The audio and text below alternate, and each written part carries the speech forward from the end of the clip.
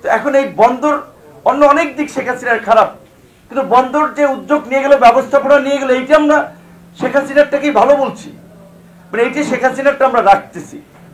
শেখ হাসিনা তো আমরা দেখেছি যে আপনার ওই ঝুড়ির ডিমের মতো কিছু ভারত রাখতে চেয়েছিল, কিছু চায়না রাখতে চেয়েছিল, আবার মার্কিন যুক্তরাষ্ট্রকে মানে সবসময় তুলুধুলো করেছে।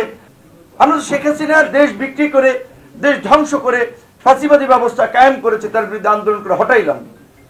তো এখন এই বন্দর অন্য অনেক দিক শেখ হাসিনার খারাপ, কিন্তু বন্দর যে উদ্যোগ নিয়ে গেল, ব্যবস্থাপনা নিয়ে গেল, এইটা আমরা শেখ হাসিনারটাকেই ভালো বলছি। মানে এইটা শেখ হাসিনারটা আমরা রাখতেছি। এইটা তো আসলে আমি মনে করি যে এটা দ্বিমুখী এবং দ্বিচারিতা।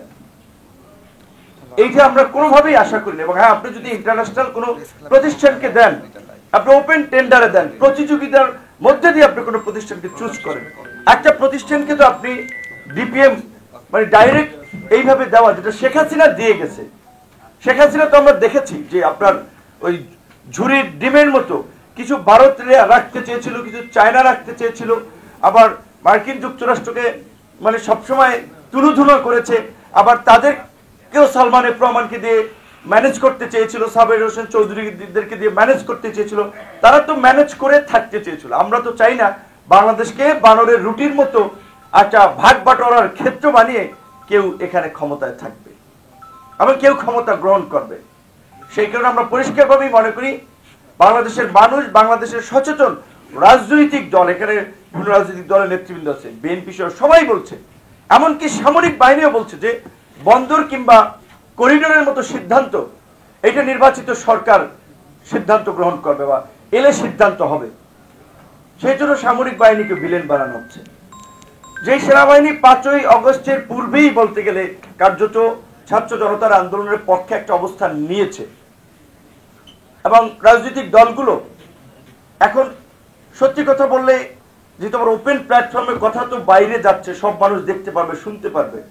একজন সাধারণ মানুষ যেভাবে রাষ্ট্রকে দেখে, একজন রাজনৈতিক নেতা সে তো সেইভাবে রাষ্ট্র ওইভাবে সাদাসিধেভাবে দেখে না, তার অনেক কিছু চিন্তা করতে হয়। বাংলাদেশের একটা বিশাল প্রতিবেশী রাষ্ট্র, কথা বললেই তো হবে না, তার সাথে আপনি যুদ্ধ করতে পারবেন। কি আছে আপনার? ঢাল নাই, তলোয়ার নাই, নিধিরাম সর্দার। পাকিস্তানে তো পারমাণবিক বোমা আছে, আপনার কি আছে?